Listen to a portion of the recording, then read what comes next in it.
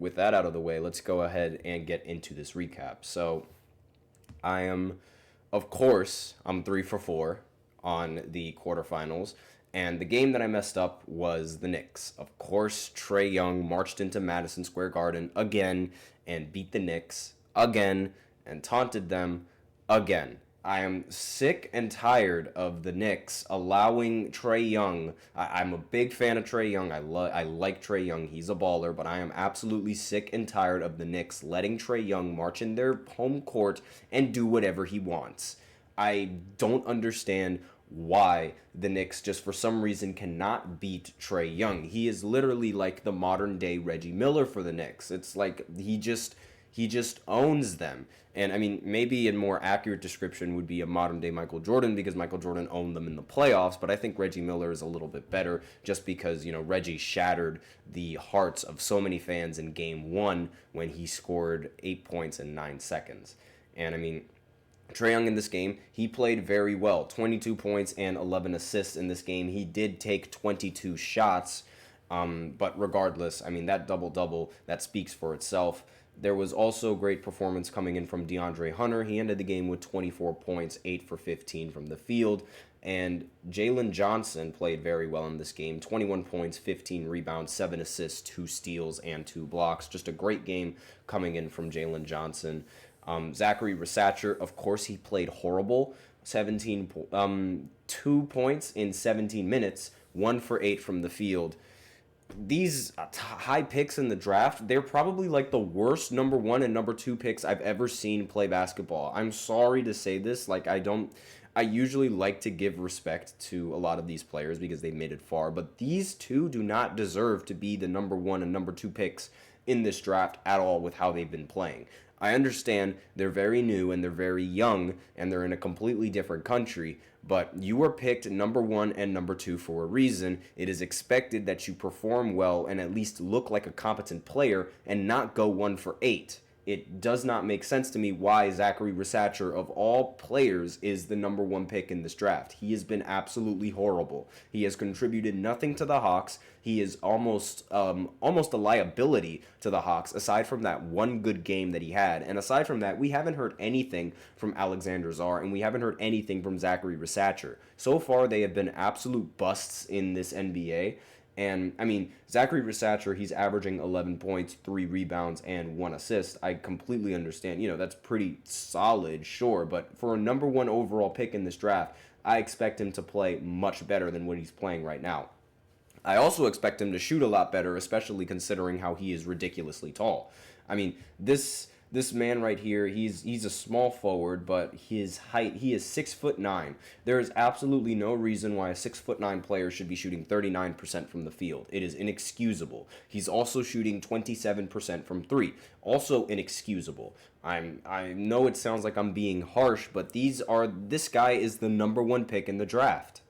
And maybe it's because of like recency bias because of how good Victor Wembanyama was as the number 1 pick in the draft last season, but this is just like appalling, these performances. I genuinely don't understand it. Now, on the Knicks side, they sort of choked this game away. Like I was watching this game, they had it in the bag, but ultimately they ended up losing when it mattered most. And there was several points in this game where they actually held a lead and it was really really close, but they let it slip away from them, and it was absolutely disgusting the way that they went out. And I mean, it was so bad. Trae Young started to roll dice on the court. It's like, really, that is unbelievable amounts of disrespect. The Knicks, they held the lead up until the halftime. They outscored them in the first quarter 28-22, and then in the second quarter 26-25. So rather close game. It was in that third quarter where the Knicks completely collapsed. The Hawks outscored them 34-18 in the third quarter. That is absolutely inexcusable for this Knicks team.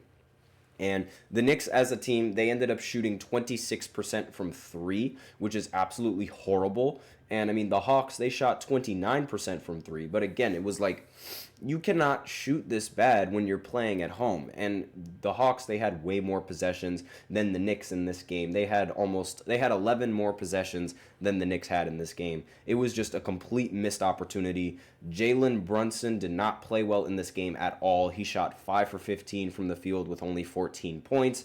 Karl Anthony Towns was a little bit mediocre in this game, 19 points, and actually not mediocre. He played great in this game, 19 points and 19 rebounds with 3 blocks, 3 steals, and 5 assists to go along with that. Mikal Bridges played pretty well in this game as well, 9 for 17. He did go 1 for 5 from 3, though, which is a little bit ugly. He did end with 19 points. Josh Hart was the leading scorer for the Knicks, and when Josh Hart is the leading scorer, that should tell you all you need to know about the Knicks and their problems in this game. 21 points, 8 for 12 from the field, and just a great game from Josh Hart. But again, like when he's the leading scorer, that nothing was going well for the Knicks. It was just bad. OG Anunoby did not play well in this matchup either. He went 5 for 17, 1 for 9 from 3. And he only ended with 13 points. I don't understand why this Knicks team, they just let the Atlanta Hawks, they let them do whatever they want. And I don't know what it is, but it's like Trae Young just owns them. It's that simple. So the Knicks, they're eliminated from the NBA Cup. I thought they were going to win in this game, but I also did say that I wouldn't be surprised if Trae Young ends up stealing this game because that's just what he does to the Knicks. He breaks their heart. But on to the next game. So the Warriors, they ended up losing for the first time to the Houston Rockets since 2018. Now, they ended up losing by 1. Houston ended up winning 91-90, and this game was very, very close up until the very end. I will say that the referees, they may or may not have botched this game. They called a foul on like a loose ball, it seemed like it, and it was very, very confusing, but it resulted in the Houston Rockets making 2 free throws and sealing the win.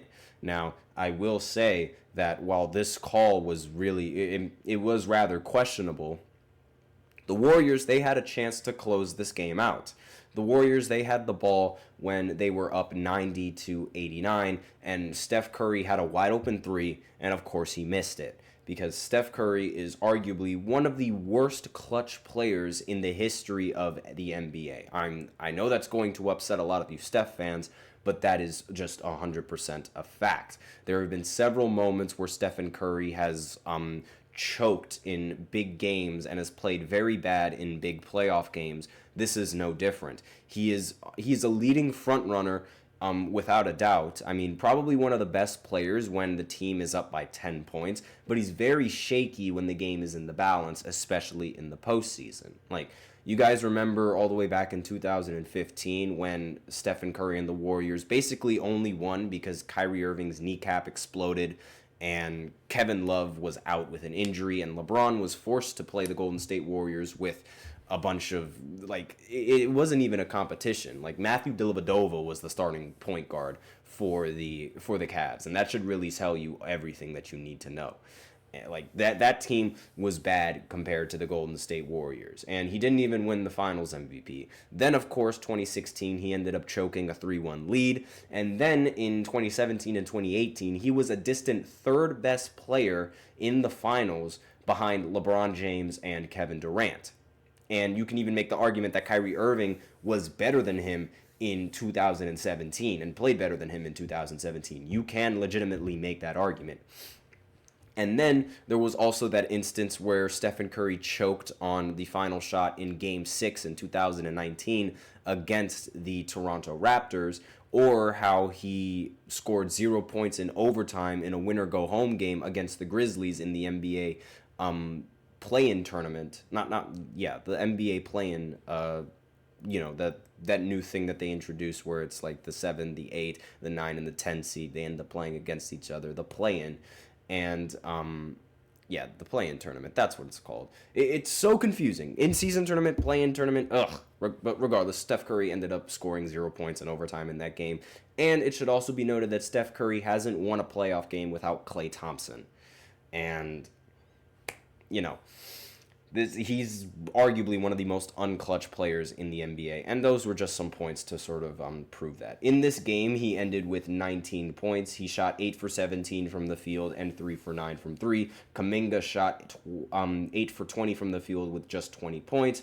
Sengun ended up scoring 26 points and 11 rebounds, but Fred VanVleet was the guy who ended up winning the game in the end and hit an extremely clutch three to help the Houston Rockets take the lead late in the game. Obviously, the game resulted in free throws later down the road, and the Warriors, they could not hit a shot, and they got eliminated. So, Houston, the Hawks, and the Thunder, and the Bucks, they ended up advancing in the NBA in-season tournament and the NBA Cup. So the Thunder, they're going to match up against the Houston Rockets. Another matchup between these two. I expect some great basketball to be played. And then the Bucks, they're going to match up against the Atlanta Hawks. That's another team that Trae Young played really well against in the postseason, surprising the Bucks in Game 1 all the way back in 2021. But I mean, it's a different team, and it's going to be a pretty good point guard battle between Trae Young and Damian Lillard. And I'm not entirely sure who's going to win in that game, but I'll have my predictions up sooner. I'll have my predictions up probably by Friday at the very least. Considering how I'm going to have to do a prediction for all of the games that are going down over the weekend for basketball. But that's all that I have in this second segment. So now we're going to go ahead and go into the third segment where I give my predictions for Thursday Night Football. It's a matchup between the 49ers and the Rams. So I'll be right back after this short break. Be sure to stay tuned. Looking for your daily fix of sports talk without having to pay for it? GSMC Sports Network is available on YouTube. Just search GSMC Sports Network. Get your fix of daily sports talk shows on YouTube, absolutely free. NFL, college football, NBA, MLB, MMA, UFC, fantasy football, and so much more. GSMC Sports Network has shows running all day long, with new sports shows starting every 2 hours. Just like on your favorite cable sports channel, except GSMC Sports Network is absolutely free. Just search GSMC Sports Network on YouTube to catch one of your new favorite shows, like the GSMC College Football Podcast, Chip Shot Football Podcast, Hoops and Heels Women's Sports Podcast, GSMC Basketball Podcast, and so many more. Check it out for yourself. GSMC Sports Network, now available on YouTube absolutely free. Search GSMC Sports Network on YouTube right now.